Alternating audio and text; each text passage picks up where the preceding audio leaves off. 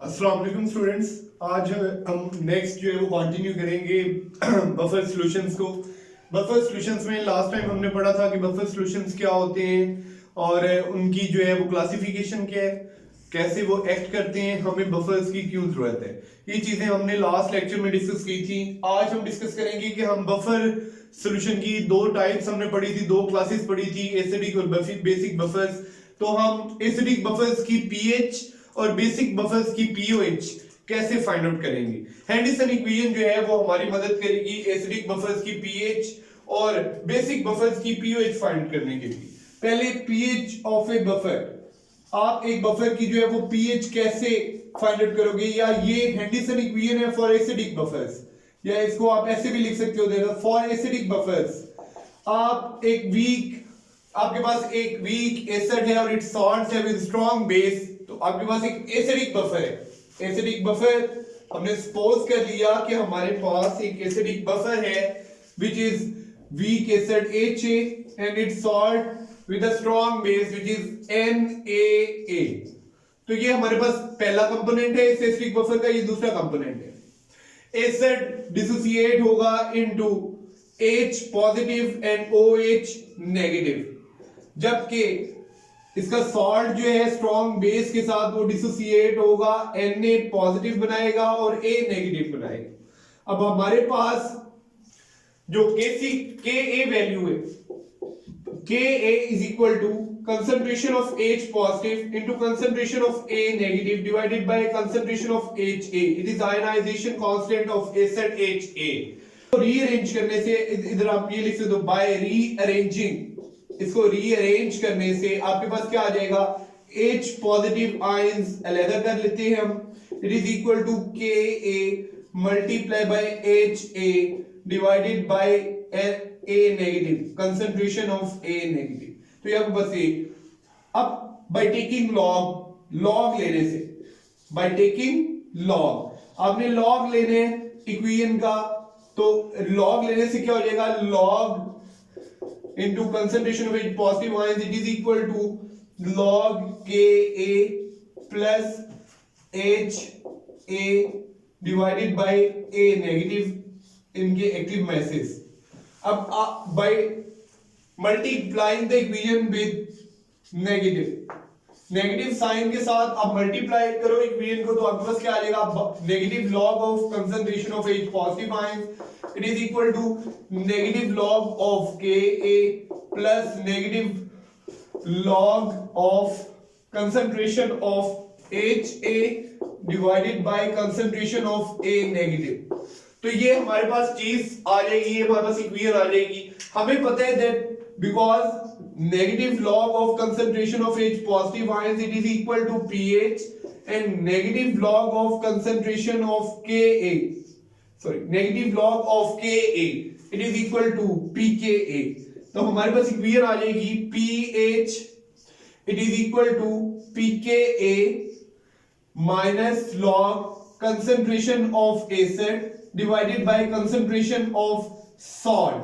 अब A negative basically कौन provide कर रहा है, प्रीडोमिनेंटली A नेगेटिव, क्योंकि HA तो बेटा जो है वो वीक एसिड है, ये डिसोसिएट बहुत कम होगा, ये इतने ज्यादा A नेगेटिव प्रोवाइड नहीं करेगा। ज्यादातर A नेगेटिव कहां से आ रहे होंगे, NaA से, तो ये एक सॉल्ट है, तो इस वजह से A नेगेटिव, क्योंकि because A negative is predominantly supplied by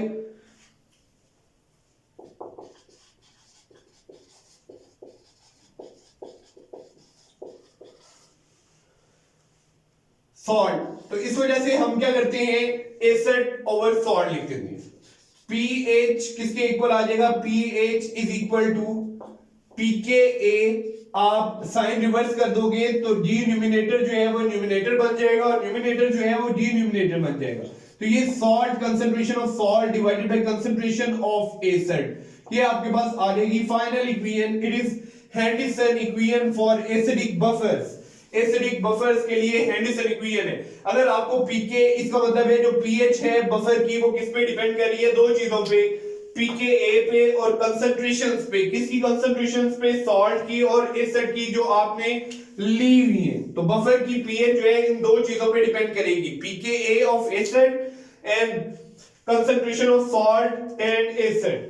अब बेसिकली अगर कंसंट्रेशन जो है वो सॉल्ट और concentration of acid both are equal to 1, दोनों जो है वो इक्वल होंगी, 1 के यूनिटी के इक्वल हो, then pH is equal to pKa, buffer की pH जो है वो pKa के इक्वल होगी। सबसे अच्छा बफर यही होगा जब कंसंट्रेशन जो है एसिड और सॉल्ट की जो है इक्वल होंगी, 1 के इक्वल, या फिर ये क्या होंगी बेटा, इक्वल होंगी तो आपके पास 1 आ जाएगा log 1। तो बेसिकली कंसंट्रेशन जब इक्वल होंगी सॉल्ट और एसिड की तो सबसे अच्छा बफर बनेगा acidic buffer. For basic buffer के लिए आपकी इक्वेशन आ जाएगी POH is equal to PKB plus log concentration of salt divided by concentration of base. तो आपके पास ये चीज आ जाएगी बेसिक बफर के लिए। तो आपको जो शॉर्ट, अब बेसिक बफर अच्छा कब होगा, जब POH बराबर होगी PKB के। ये तब होगा जब कंसंट्रेशन ऑफ सॉल्ट बराबर होगी कंसंट्रेशन ऑफ बेस के। इन दोनों की कंसंट्रेशन जो है वो इक्वल होंगी तो सबसे अच्छा बफर बनेगा। अब नेक्स्ट हमने एक चीज जो है शॉर्ट क्वेश्चन जो है बड़ा इंपॉर्टेंट इसमें से बनते हैं, ये पूरा एक लॉन्ग क्वेश्चन है। शॉर्ट क्वेश्चन क्या बनेगा, represent Henderson equation for acidic and basic buffer. आपने रिप्रेजेंट करनी है हेंडरसन इक्वेशन एसिडिक और बेसिक बफर के लिए। तो नेक्स्ट जो ये था हमारे पास हेंडरसन इक्वेशन, जिसकी मदद से हम एसिडिक और बेसिक बफर की पीएच या पीओएच जो है वो फाइंड आउट कर सकते हैं। अब नेक्स्ट पीएच एक बफर की जो है वो हमारे पास एक एसिडिक बफर है, उसकी हमने पीएच जो है वो फाइंड आउट करनी है। एग्जांपल नंबर 5 में ये बड़ी इंपॉर्टेंट जो है वो एग्जांपल है, लॉन्ग क्वेश्चन में बड़ी दफा आई हुई है। तो ये एग्जांपल 5 है, इसमें उन्होंने आपको कंसंट्रेशंस दी हुई है। आपके पास एक बफर है जिसमें एसिटिक एसिड पहला component, it is an acidic buffer. तो एसिटिक एसिड पहला कंपोनेंट है, इसकी कंसंट्रेशन है 0.09 मोल्स।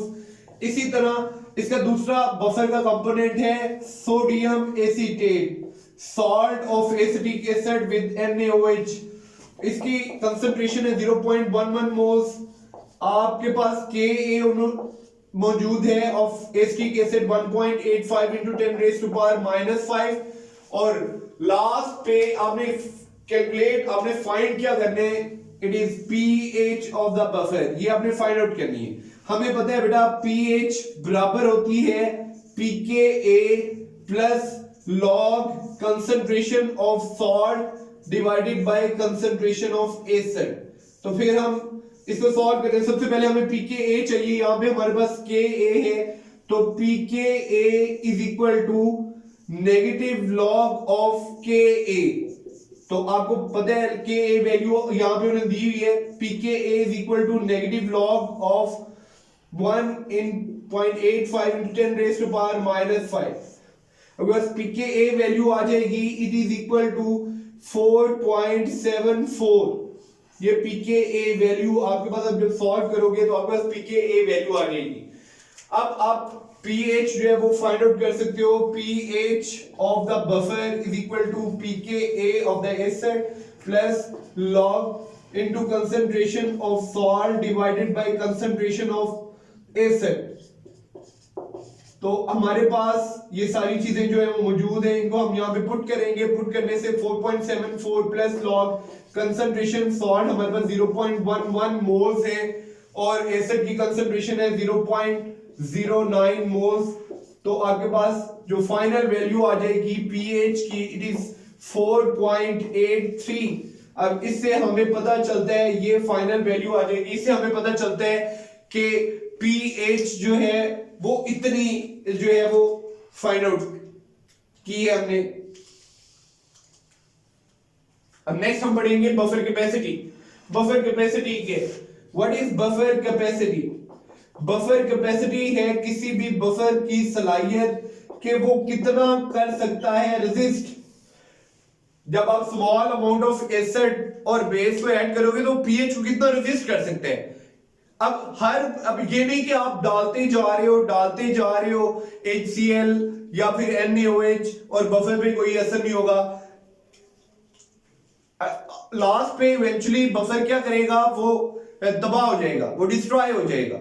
अब ये बेसिकली जिस केमिस्ट्री बफर बनाया होता है उसको पता होता है कि उसमें कितनी कंसंट्रेशन जो है वो सॉल्ट के लिए और कितनी एसिड के लिए, कितनी सॉल्ट और बेस के लिए, ये इन पे डिपेंड करते हैं। अब इसको हम जो है वो स्टडी करने के लिए हम एक एग्जांपल लेते हैं। फर्ज करें हमारे पास एसिडिक बफर है, उसका पहला कंपोनेंट है CH3COOH और उसका दूसरा कंपोनेंट है CH3COONA। एक एसिडिक कंपोनेंट है, दूसरा बेसिक कंपोनेंट है। अब हम 0.01 मोल्स NaOH के जो है वो डालते हैं इस बफर के अंदर। अब शुरू में मैंने आपको बताया था कि अगर 0.01 मोल्स NaOH, इतने मोलर NaOH जो है वो आप न्यूट्रल वाटर में डालोगे, पानी में डालोगे, तो उसकी pH 7 से चेंज होके 12 हो जाएगी। अब यहां पे कैसे काम करेगा NaOH जो है, उसके अगर 0.01 मोल्स आपने लिए तो आपने बेस ऐड किए। जब बेस ऐड किए हमने हाउ डू बफर्स वर्क उसमें पढ़ा हुआ है। जब बेस ऐड करते हैं तो एसिडिक कंपोनेंट उसको न्यूट्रलाइज करते हैं, तो एसिडिक कंपोनेंट CH3COOH, ठीक है, वो रिएक्ट करेगा NaOH के साथ। आपने कितने मोल्स NaOH के लिए 0.01 मोल्स, तो इसका मतलब ये 100% डिसोसिएट हो रहा है, तो ये OH नेगेटिव आयंस भी हम कितने बना रहे हैं 0.01 मोल्स। ये 0.01 मोल्स को न्यूट्रलाइज करने के लिए इसके भी 0.01 मोल्स चाहिए। फर्ज करें इनिशियली आपके पास इसके 0.09 मोल्स हैं, जैसे हमने एग्जांपल में पढ़ा हुआ है, तो 0.09 मोल्स में से 0.01 मोल्स एसिटिक एसिड के जो है वो खर्च हो गए NaOH के न्यूट्रलाइज करने के लिए। तो ये कन्वर्ट हो जाएगा, ये कन्वर्ट होगा इनटू CH3COONA प्लस वाटर। तो यहाँ पे कंसंट्रेशन पहले ये 0 पॉइंट एग्जांपल में हमने 0.11 पढ़ी है, अब कंसंट्रेशन जो है वो चेंज हो जाएगी 0.12 हो जाएगी, इसकी कंसंट्रेशन ज्यादा हो जाएगी और इसकी कंसंट्रेशन 0.01 मोल्स कम होके 0.08 मोल्स रह जाएगी। ठीक है, अब नई हम जो है वो वैल्यू फाइंड आउट करते हैं। ये pH it is equal to pKa plus log concentration of salt divided by concentration of acid। तो आपके पास pKa की वैल्यू 4.74 है, multiply by plus log salt की कंसंट्रेशन अब ज्यादा हो गई है 0.12 और एसिड की कंसंट्रेशन कम हुई है 0.08। तो हमारे पास जो फाइनल वैल्यू आ जाएगी इट इज 4.92 pH इंक्रीज हुई है। इसकी वजह क्या है, सॉल्ट जो है वो 0.11 से इंक्रीज होके 0.12 मोल्स हो गए, सॉल्ट की कंसंट्रेशन इंक्रीज हुई है। सॉल्ट बेसिकली यहाँ पे बेसिक कंपोनेंट है, तो बेसिक कंपोनेंट इंक्रीज हुआ है, इस वजह से pH इंक्रीज हुई है। एसिडिक कंपोनेंट कम हुआ है, एसिडिक कंपोनेंट आपके पास CH3COOH था, एसिटिक एसिड था, ये 0.09 मोल्स से कितना रह गया 0.08 मोल्स। अब बाकी जो 0.101 मोल्स है वो खर्च हो गए हैं 0.01 मोल्स NaOH को न्यूट्रलाइज करने के लिए। तो हम देख रहे हैं कि इतना ज्यादा फर्क जो है वो नहीं पड़ा। pH जो है वो 4.83 थी, उससे कितनी हो गई 4.92, जबकि न्यूट्रल वाटर में अगर ये हम ऐड करते हैं तो pH जो है वो 7 से 12 हो जाती है। तो इससे हमें पता चलता है कि अब देखो कि अगर कोई 0.01 मोल्स और ऐड करे तो इसके 0.07 मोल्स रह जाएंगे, और ऐड करेगा तो 0.06 मोल्स रह जाएंगे। इस तरह से इवेंचुअली CH3COOH जो है वो खत्म हो जाएगा और बफर में सिर्फ CH3COONA रह जाएगा। उस वक्त बफर जो है वो कंप्लीटली डिस्ट्रॉय हो जाएगा। तो ये बफर कैपेसिटी बेसिकली हमें बताती है कि बफर जो है वो कितना रेजिस्ट कर सकते हैं चेंज इन pH को, और कितनी जो है वो क्वांटिटी आप एसिड या बेस की ऐड करोगे जिसके बाद जो है वो बफर जो है वो इवेंचुअली डिस्ट्रॉय हो जाएगा, ये हमें बताते हैं। होप आपको जो है वो हेंडरसन इक्वेशन और बफर कैपेसिटी जो है वो अच्छे से समझ आया होगा। कमेंट में जो है वो लास्ट में जो है वो बताइएगा कि लेक्चर जो है वो कैसा लगा। Thank you very much.